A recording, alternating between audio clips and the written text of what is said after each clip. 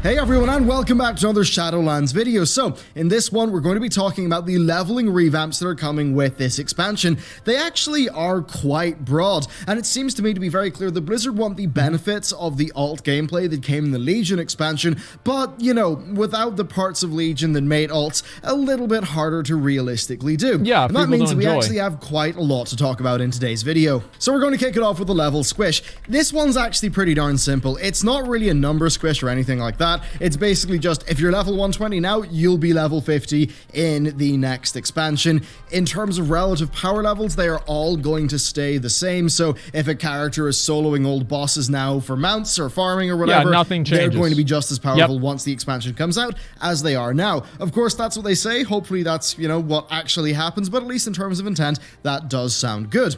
Now, along with this is a major change to the leveling system of World of Warcraft. And we're going to kick off explaining this through the new player experience that they're creating. So, there's a new island. It's called Exile's Reach. And yeah, this is what I was talking about earlier, with new player stuff. But that the expedition went dark, and the new player characters are members of a second expedition sent by their faction to this new island. This new island is a level 1 through 10 zone, and it's basically one that is designed to show off really what World of Warcraft is actually like to new players. Of course, time really has went on. World of Warcraft now looks very different to how it did in Wrath of the Lich King. So in terms of mechanics, like the zone, you know, art style, fidelity, all of that, well, yeah, Exile's Reach is going to look like a modern zone. And the idea there is that players play through that. As they do that, they're going to experience, you know, little glimpses of future content, and it's going to culminate in a sort of mini dungeon. It's basically a 2-boss dungeon. Now, you can solo it, you can do it, you know, with up to 5 people,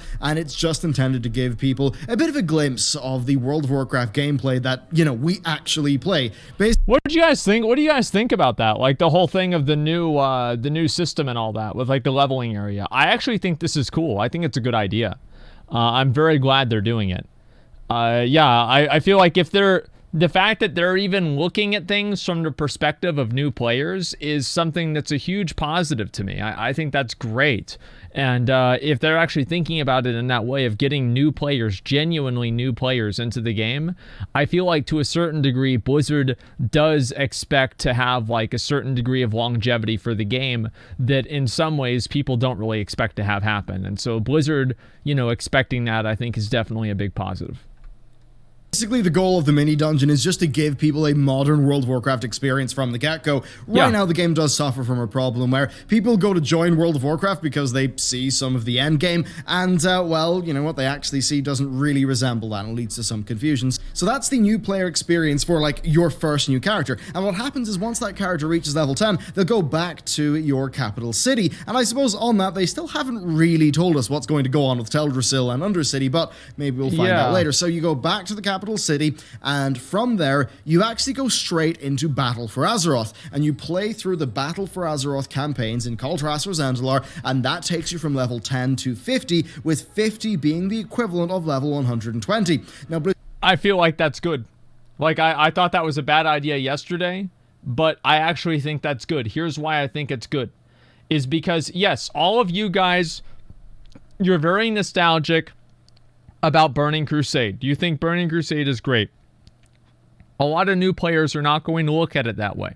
A lot of new players are going to think the newer zones with more, you know, like more intuitive quests and more voice acting and, you know, just more involved questing in general is going to be better. On top of that, it gets the players into the understanding of the way the story works. So if you're a new player and you play through Cataclysm, or you play through Wrath of the Lich King and Cataclysm, the thing they even says, the War Chief Shuffle. There's 4 different War Chiefs. Who's the War Chief? I don't know.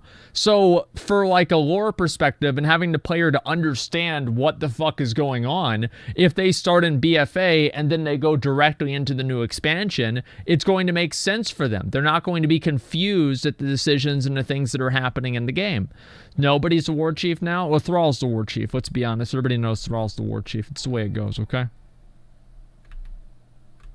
Blizzard's reasoning there is that going through Battle for Azeroth gives you, the narrative context, because, the story does go BFA, then Shadowlands. Now, the only thing that I would say to Blizzard is that the actual Battle for Azeroth zone stories, they do feel pretty incidental, and because they're all non-linear in their ordering, they don't matter too much to the overarching narrative of the Battle for Azeroth expansion. Certainly, Blizzard would, if they really want the effect of a they matter more than what happens in they're TBC. going to need to work out how to get that, war campaign lore into people, because I think if they just complete, complete Culturass and then go straight into the Shadowlands, they'll probably be very confused. But anyway, that's basically what they're doing for new players. Now, what about for your second character or a new player's second character? Well, that one's actually pretty simple. You can just choose whether you want to do Exile's Reach or do your normal racial starting zone. I'll do whichever one's faster. You'll get up to level 10. That's go to it. the capital city, and the difference will be that Chromie will talk to you, and Chromie will basically let you go wherever you want to go from level 10 through 50. So that means you can do... Bro, dude, imagine this shit. You know how good this is that you have to get to choose? Which one are you guys gonna choose? Let's see, how many dipshits do we have in chat? Which one are y'all gonna choose? Fucking morons. Anybody that didn't say WAD is dumb. You do WAD, man? You're just picking up rocks and you're getting levels. You're just picking up rocks. That's another level. Put that rock. That's another level. That's another level. That's another level, right? Literally, WAD leveling is fucking broken, man. You're literally getting level every 10 minutes in WAD if you're doing it right. It's so insane. There's nothing that can compete with WAD leveling. Not even the fucking invasions in Legion. If you're doing WAD leveling, it is so fucking good. And expansion doesn't matter. I don't know, honestly. I will do whichever one is fastest, okay? That's basically what my plan is right now. 10 through 50 in Northrend, Outland, wherever the hell you want, that's what you can do. And Blizzard basically have done this so that you kind of get a full zone experience. Right now, if you go to Pandaria, you'll get through Jade Forest and a little bit of another zone, and you'll be through that level bracket. And that's even with Blizzard trying to improve that situation in recent updates. So that's not really ideal, and basically this means that if you do 5 alts, you can play 5 expansion continents, and you can have a proper leveling experience in all of them where you get the full story. But that's not all, because this new leveling experience is going to be faster. They say 50 to 70%. That's roughly what we're sort of going with there in terms of the speed. We'll need... I find it funny that... I find it funny that they nerfed leveling and now they're buffing it again. It's remember they did what was that, 7.35? I forgot when it happened. But they nerfed leveling, and then people were like, shit, okay, I guess we're going to have to level slower. And now they're doing it faster. It's just kind of funny to me. To see how that actually does play out. But overall, you're going to be able to get into the endgame action a bit quicker. They just have so much content, they've decided. Just, select one expansion, give players a good experience and a far faster leveling experience to get them up to the endgame. Now, what's particularly interesting about that to me is, it does undercut something that's pretty major for Blizzard, and that is the character boosts, right? The character boosts have been a major source of revenue for the company, from what I understand. That's actually true. It's a really good point. Speeding up the leveling system by default, that very much does make them, a bit less relevant. If we're looking at, say, 50%, that's a big erosion of the value of the level boost. And I'm glad to see that they're making changes that they feel are good for the game, even if they do go against the value proposition of their microtransactions. So I always thought that they I thought that they did the level boost, right?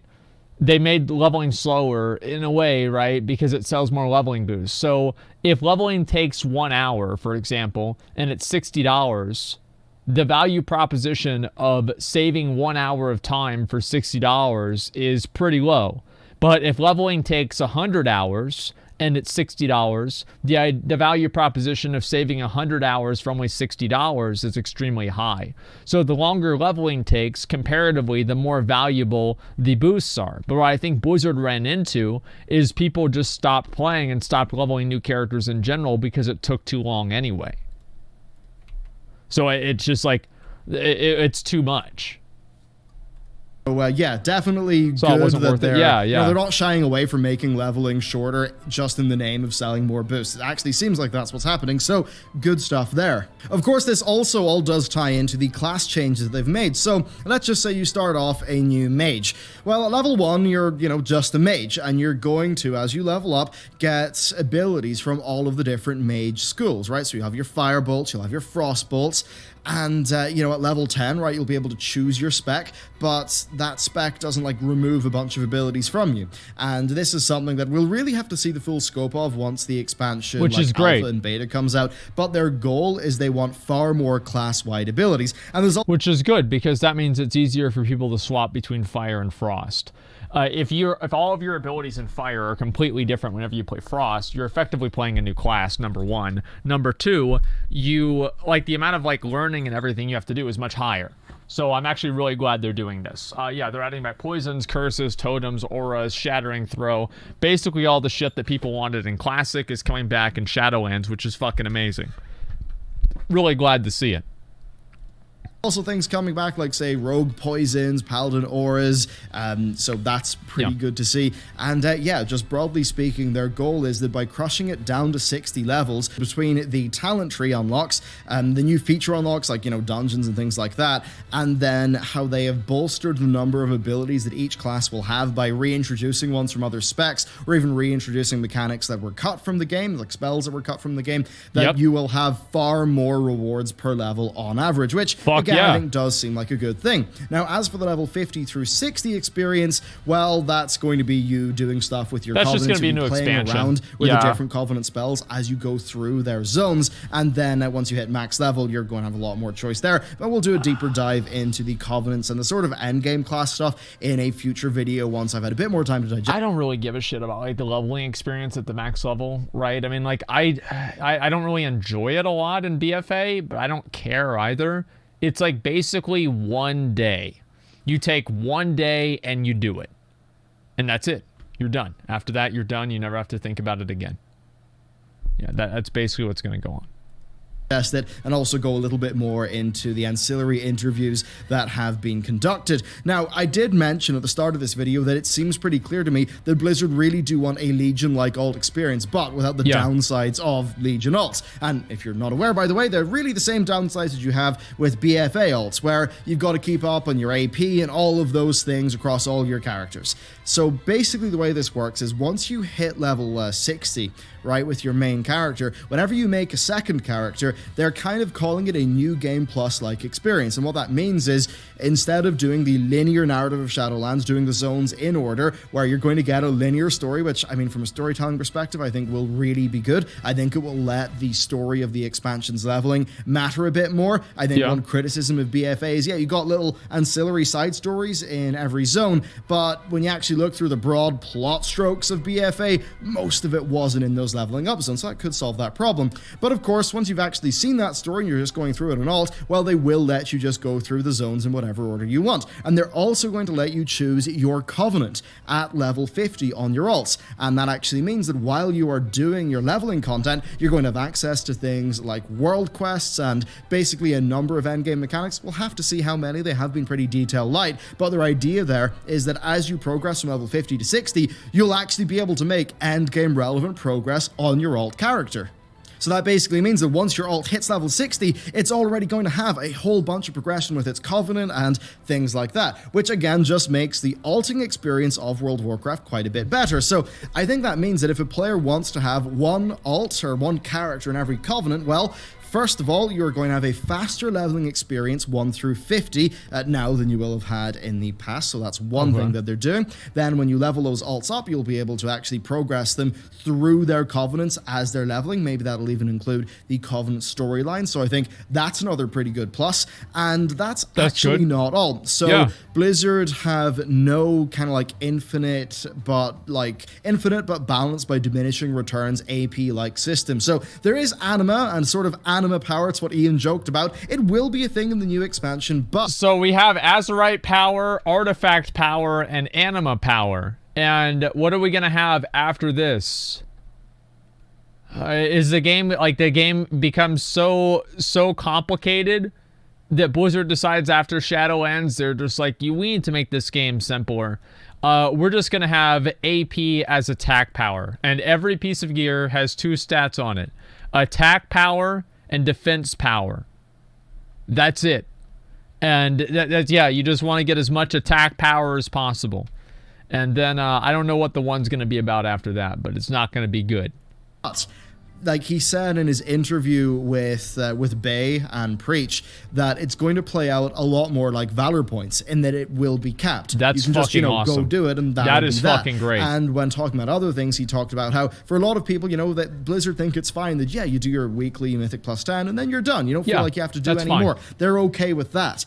But basically what they do want to cut down on, and really I think remove from my understanding of things, is that situation where you always feel like you're kind of being dared to grind as hard as you can by the diminishing returns, and that kind of system of Legion, which, they seem to be coming out pretty heavily against. Now, I think when you consider that each one of the Covenants has quite a lot of its own content, like, mounts, cosmetics, things to unlock, so when I think that, there's those positive reasons why you would want to play multiple characters to progress along all those different axes and get all that unique content, it's also nice that they are actually developing the expansion in a way where it doesn't seem like you'll be as punished for playing alts.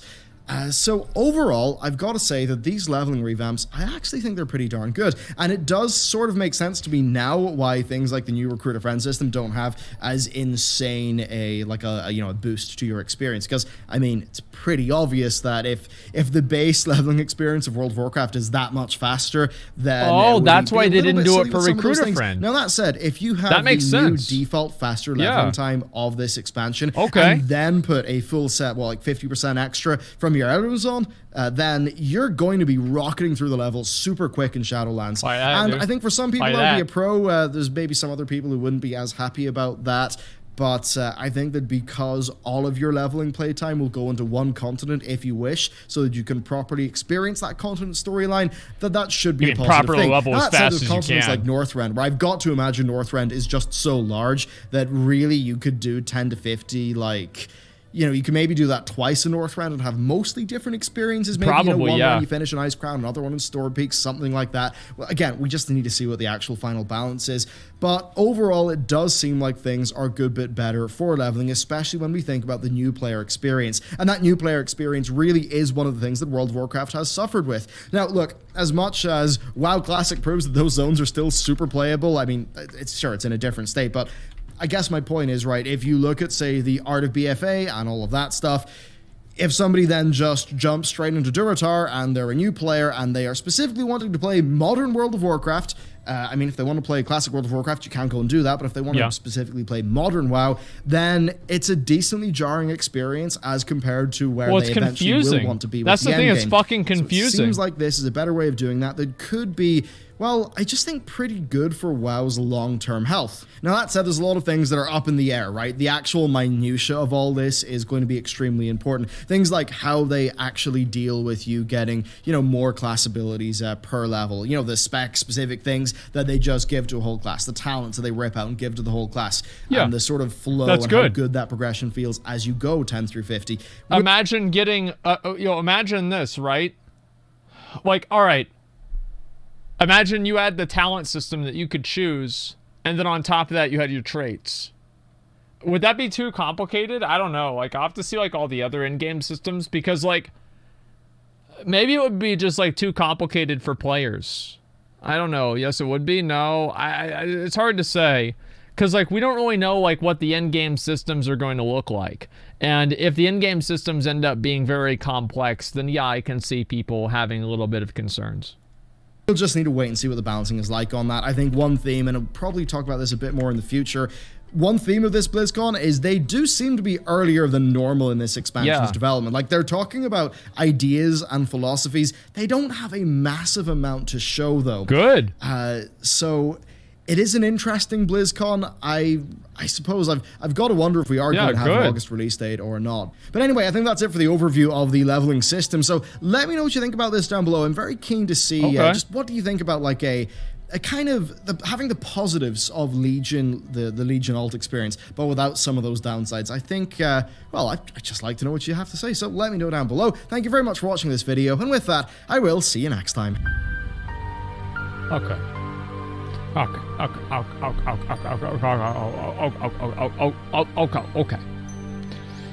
The leveling system. Let's see what people have to say about it, all right? And I'll look at it. Now, we are making the MC raid now. As you guys can see, I've already filled up half of the slots. If you guys want to send me a message and do an invite, I will do that. But first things first, I want to go ahead and take a look at some of these comments. I need Helya and some of the other tanks ready too.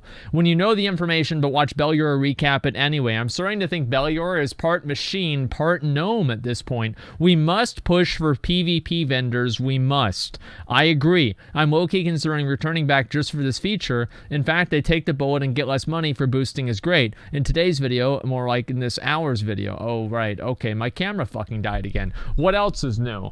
Oh my god, what a piece of shit. Okay, thank god we have Bellular, otherwise I'd have to read all the Wowhead articles, and boy, that's a lot of them. You're goddamn right. My biggest question with leveling is, will heirlooms be able to work with the Shadowlands? I would, like, what do you mean? How's that even a question? Of course they're not gonna fucking do that. Who the fuck would ask that? No way they're gonna fucking do that. I don't even know how you could even ask that. Whatever, it doesn't matter. Let's see. We need more people for MC. If you want to come to our MC raid, please go ahead and let me know. We're missing a few more people. We're starting at Baron Geddon. We killed Gar at the end. We need people with quintessences too, so we can actually do rag and shit. So we'll figure it out. Okay, I meant 1 to 50. Oh yeah, 1 to 50. Yeah, sure. But wait, no, he didn't. He said we'll work with Shadowlands. Says that's Shadowlands. I don't know, maybe he worded it wrong, but based off of what he said, I mean, it makes me think that he's talking about Shadowlands. Either way, though, is there a post about MC? Well, what do you mean about MC? There's nothing else really going on with MC right now. We need like 10 more people for MC. We can probably just retarded. Yeah, exactly. We can take a look at the other video while we're waiting. I mean, there's nothing else really to do, right? We're just sitting here trying to fill up the raid.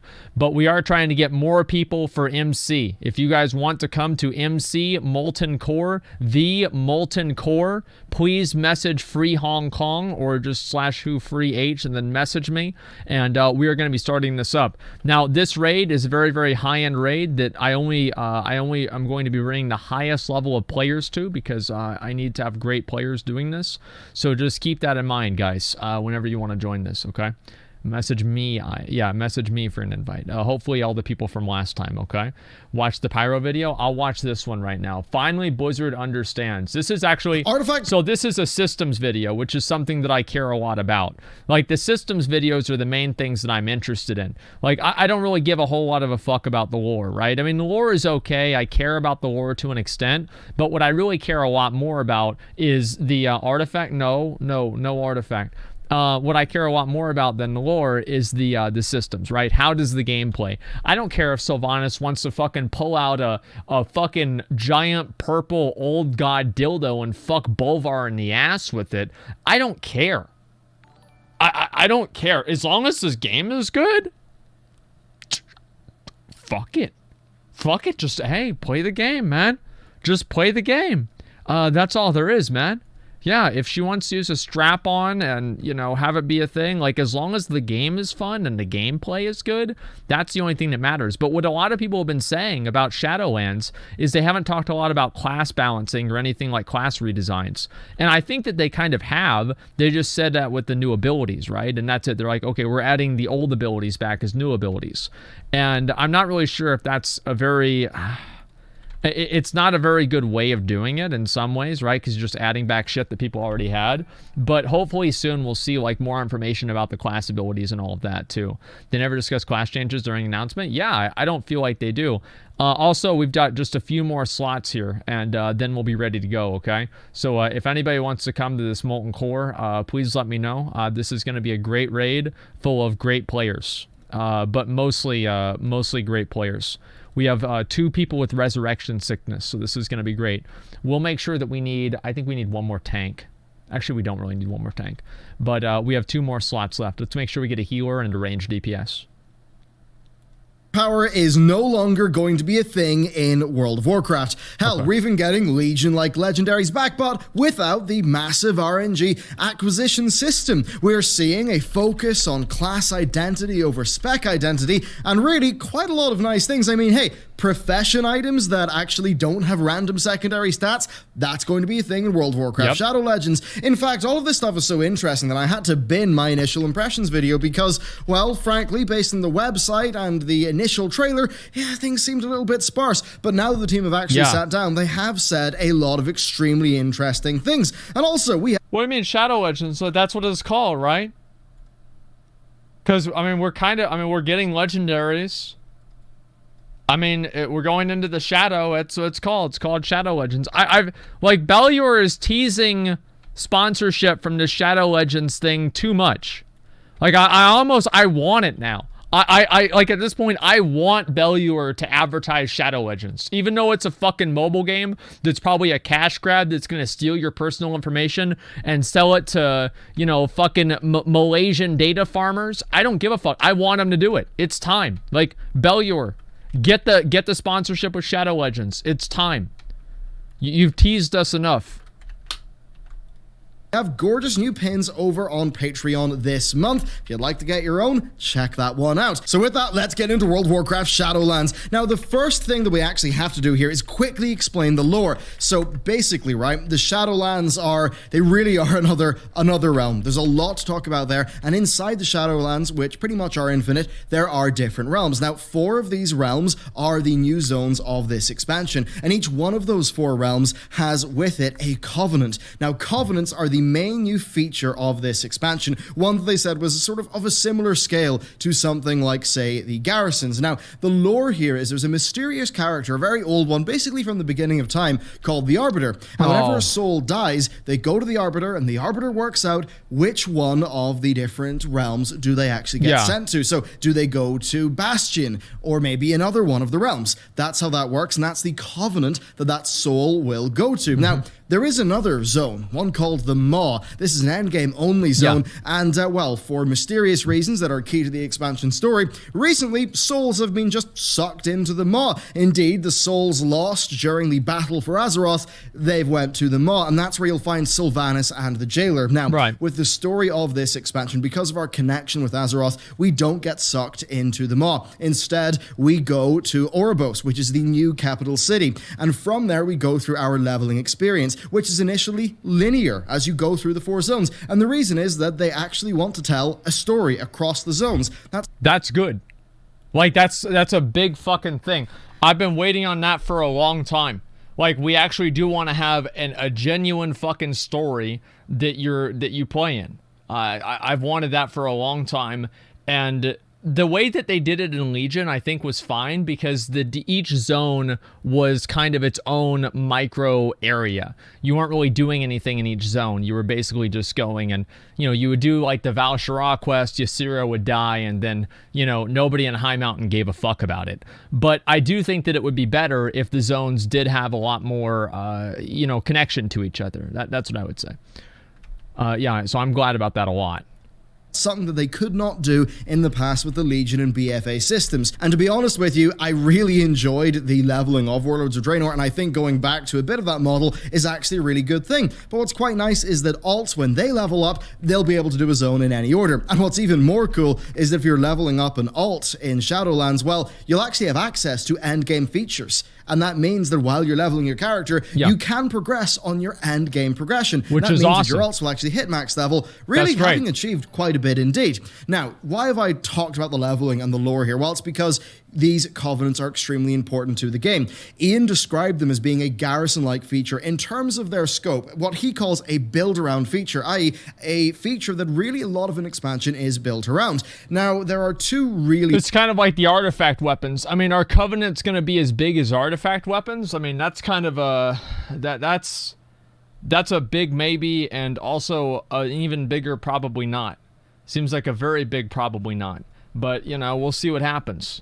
important things with the Covenants. So the first major feature of the Covenants is 2 active abilities, just one that everyone who joins a Covenant will get, and then another one that is dependent on your class. So this will give you really quite a lot of gameplay customization. Now, my worry here is that depending on the permanence and the sort of switching cost of your Covenant decision, that, well, you know, you might get sort of pigeonholed into a choice there. But the way that it works is that as you level through the 4 zones, hopefully you'll they'll get be able to try deal with out the Covenant abilities, and then you'll select which Covenant you want to join at the end game. Now, there's another Covenant feature called Soul Binding, and this is essentially your main path of progression once you hit the end game. They were very light in details on that, though. They're going to cover it in the deep dive panel, but basically, that's how the Covenant system works. That's how you get to the Shadowlands, and really, that is the framework for the rest of what I'm going to talk about in this video. And yes, that's including things like there being no AP, there being, say, you know, legendaries that I think at least sound like they won't have the acquisition problem of the Legion ones. Really, there is so much to talk about, and what's interesting is that so much of it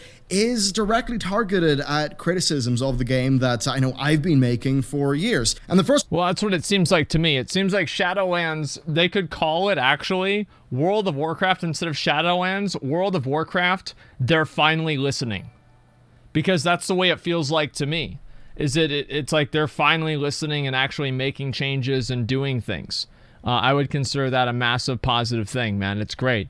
Yeah, and like, I'm not saying everything in the game is fixed, right? I think that, like, whenever I talk about this or anything like that, people just assume that I'm saying, like, oh, everything in the game is fixed, Blizzard is changing all of this, and we're all going to be happy, and, you know, everything's going to be good. No, not necessarily, but they're making a lot of positive changes, and that is good.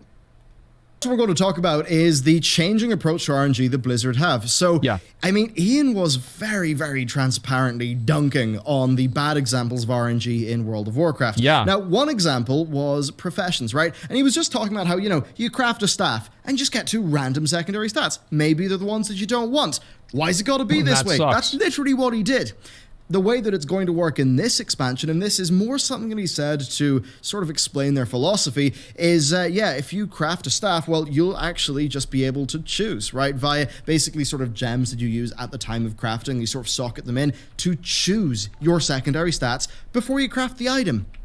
That's so much better. How amazing would that be? Their just philosophy for professions, how they want professions to be a bit more meaningful to your endgame gearing. Now, that's something people have really liked about Classic, so it's lovely to see that actually come over to, I guess, the more modern branch of the game. Yeah, it's that's fucking great. With RNG. As another example, he talked about the weekly chest. Now, this got quite a lot of applause because, like, he talked about the weekly chest and basically said it's rubbish. And, I mean, yeah, he's right.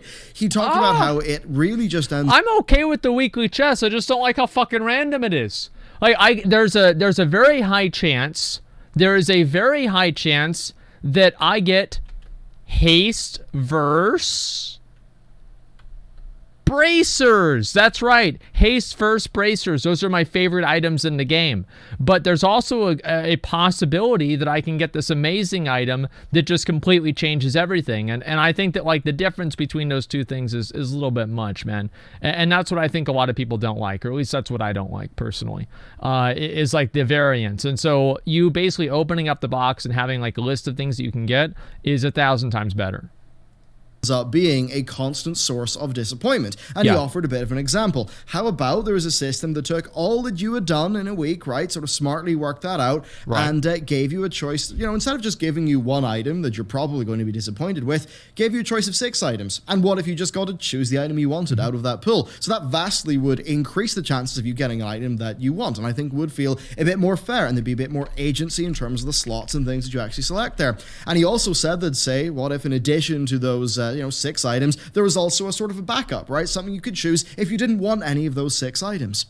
And I really think that is, I mean, that's just an example. He was very clear to say that this is in development, but that player agency is one of the most important, like, guidelines, North Stars for them when they're developing this expansion. That's kind of basically an example of where the weekly chest idea was and what a version of that would look like with their more modern philosophy.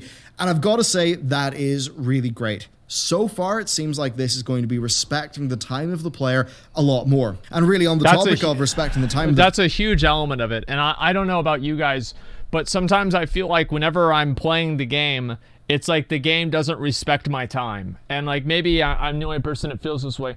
But like whenever it's like I waste a huge amount of time on something and it just turns out to be a piece of fucking garbage that's randomly generated, I don't really feel like Blizzard cares about me and spending my time. And that's kind of, it's kind of annoying to me. Carapace and Fellstriker. Yeah, but once I get the Carapace, I'm done. Once I get the Fellstriker, I'm done. There's not a Mythic Warforged Fellstriker. Player, I think we've got to talk binary. about artifact power, because he said, right, that yeah, there are benefits to always having something to progress towards, but then he said that, well, you know, you're also going to feel really pressured to do things like your weekly checklist and all that. And because of that, he said, no AP. And I don't think I've actually heard anything this BlizzCon that has got so much of a cheer from the audience than this artifact power announcement. And I think that, I mean, that really, really is an interesting thing. Now, what isn't that funny, man? It's like, this is something you've been working on for fucking 2 years. And then they find that you announce, like, yeah, we're getting rid of this thing that we've worked on for 2 years because we just can't get it right. And everyone's like, yes. Oh, thank God they're giving up. This sucks. It always sucked. Fuck you. You know, it's kind of funny that they've gotten to this point. Talked about, you know, there being like a lot of customization rewards from the various different covenants. And I've got to say that if you're getting, you know, more of your rewards are coming from sort of things you really just get because you want to play the game and you want to get that reward, versus things that you feel like you're pigeonholed into doing, I've got to say that would make me far more likely to play World of Warcraft on a far more regular basis. I mean, right now with BFA, I hate the RNG gear, and I just couldn't be bothered with artifact power progression. And if those things are, you know, if one of those is gone and the other one is more reasonable, yeah, I could see myself properly playing WoW and how I really know I do want to. So that sounded very good indeed, but that's not all. There is just more good news here. On the topic of classes, he said they're focusing on class identity, not spec identity. That is a change from the Legion model. He even said that Halinka tomorrow is going to be giving the talk, and that you know, his joke nickname is Halinka the Unpruner. He said that old abilities are going to come back and that some other abilities will be available across all specs of a class. And that's going to mean that, you know, I mean, if you look at Classic, right, it doesn't say Frost Mage, it says Mage, and you're whatever blend of Mage you want to be. Now, the spec system still is going to exist, but this does seem like a far better direction for the classes of World of Warcraft. So count that, I think, as another big conceptual win. And really, for all these things, I'm going to say conceptual win, because we don't know if it's a solid win yet. We've got to see how it's going to be implemented, but it is important to talk about the philosophy and them just having player agency slapped all over their slides. Ian constantly being fairly anti-extreme RNG. That is all really good stuff that does contrast a lot of what we've heard. We didn't... Man, like, why does it take... This is the thing that's frustrating, though. Like, why does it take 4 years for something like this to happen? Like, Blizzard makes changes as often as we elect a new president. It's insane. Like, they spend, like, 4 years with this idea that they're just so fixated on. They're like, oh, well, we have to have Titan forging. They need to have this. No, people didn't want it then. They don't want it now. Like, please just be faster with fixing these problems and everybody would be happy. Hear him talk about, you know, like moments of excitement in regards to RNG. And again, with the new legendaries, that's another example. I'll cover them more fully in a bit, but they are acquired seemingly through a pretty darn direct source, not an RNG-like one. He talked about how the Legion legendaries, 99% of the feedback was about their acquisition, but that they were really fun when you got them. But would say it sucked if you're the Fire Mage with Pyredaz, or Pyredaz, whatever, and, you know, the other Fire Mage is a really good one, and then, you're going to be really sad, especially because there's nothing you could have done to specifically get the thing you wish you had. Yeah, no control over. That's how the Legion legendaries worked. And again, that's just them saying all the right things. We need to see what action that translates into, yes, but it certainly does sound good. Then we've also seen the agency idea being applied to leveling, and this is also where I've got to cover the level squish. So yeah, there's a level squish. You'll have a level cap of 60 in this expansion, and all existing characters, all 120 characters basically, will be level 50 once the expansion drops. Now, there's two different categories of leveling here. There's your leveling when you're actually in the Shadowlands content that I described earlier, where it's a linear leveling experience that is telling a linear story. Now, for me, that's great, because what do I want? I want a really good campaign that is well paced, right?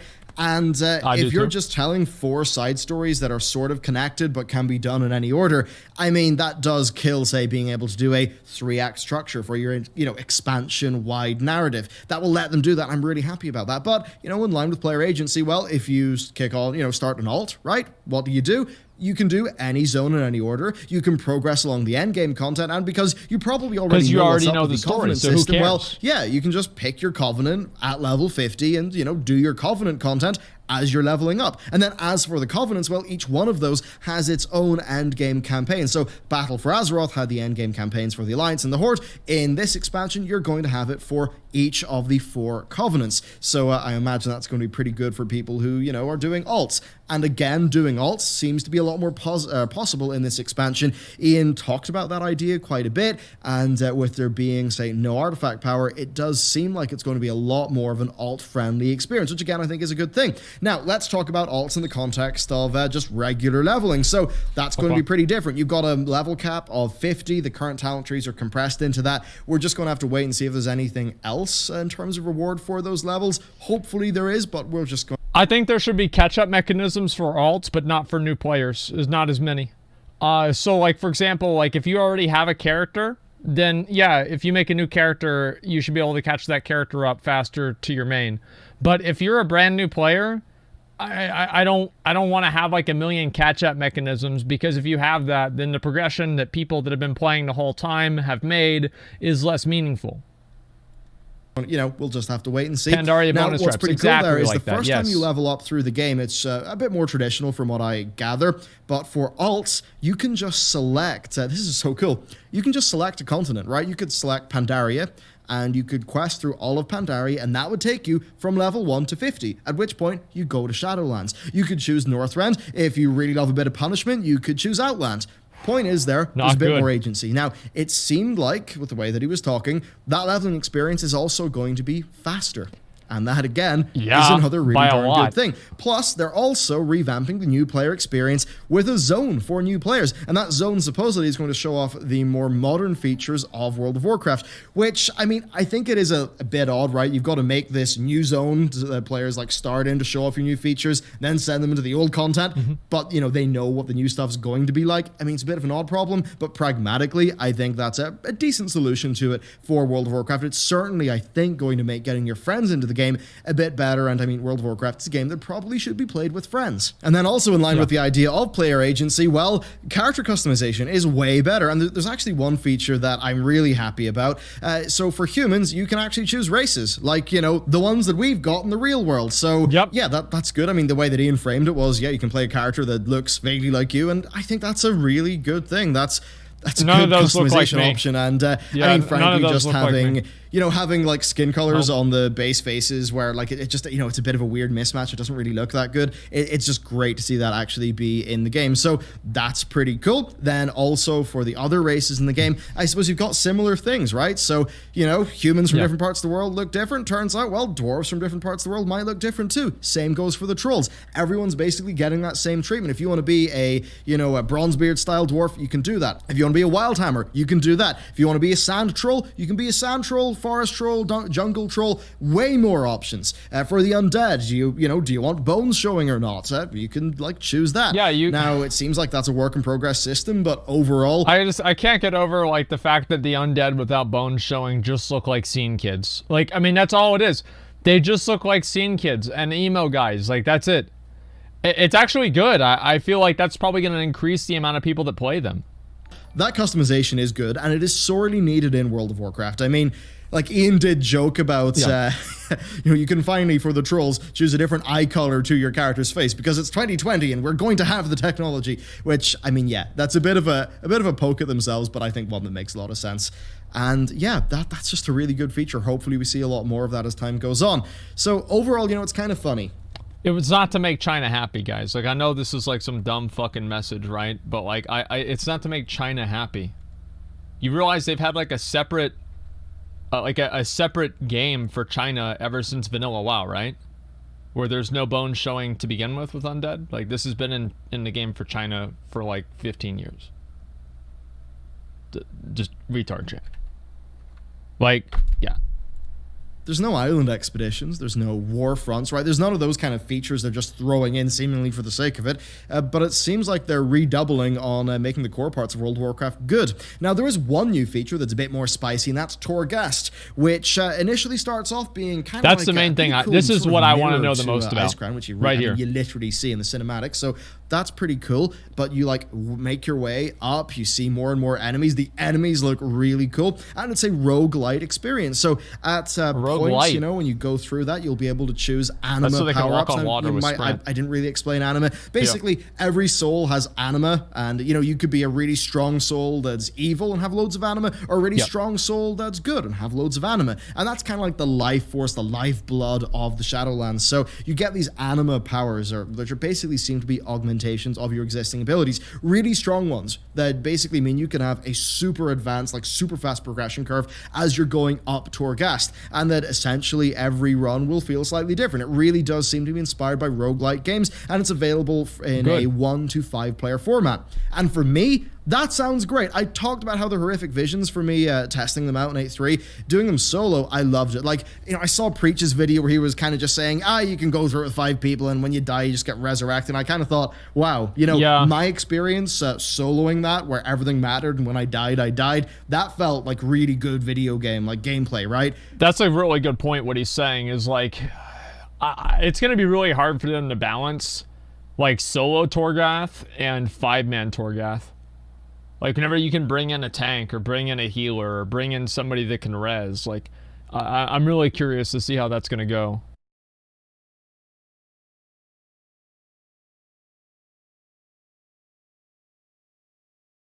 Just sounds like nothing mattered. So there's a little bit of a worry there in terms of the balance, but I'll certainly say that, you know, jumping into a solo challenge where it's sort of me versus my past self, a little bit like with the Mage Towers of Legion, I think that could be a really, really darn cool experience. So overall, what my thoughts are, I do have a few concerns though. Like, I am concerned about the permanence of your Covenant choice and that like impacting your class stuff. In terms of the classes, you know, the soul binding, we'll have to see how that goes. There are big ifs there. What I will say is that sort of in the, you know, the World of Warcraft battle of ideas, I think it's mostly a big win, right? We are seeing more. I agree with that a lot. More player agency being talked about, less RNG, no artifact power. Yes. I mean, philosophically, the sort of exactly what I wanted there in the team's decision making seems to be pretty darn good. So, you know, it's tentative. We'll need to wait for the deep dive panel to see more, but I'll tell you what, right now, maybe I'm not 100% for Sylvanas' deep involvement, but in terms of the gameplay systems, the zones, the lore of the zones, which all looked, God, like the zones just look gorgeous. I mean, bar the Nax looking one, I mean, it's just the skirt stuff if you want that, but overall, seems like a gorgeous world, seems like they're just making good philosophical changes, and that could be the core of long-term saving WoW, is those changes in design philosophy, and I'm extremely happy to see the team admit that so publicly up on stage. So there you go, that's it for my initial impressions. Good. There'll be a lot of content tomorrow, though, when we're really going into the deep dive. Yeah, of course, if you would like to come away with some loot once the month is done. We're going to be sick of the phrase player agency fast. Yeah, well, I'm going to get sick of player agency a lot long. It's going to take me longer to get sick of player agency than it did for me to get sick of excitement. So, you know what? I'm happy with that, and it's better than it could be, okay?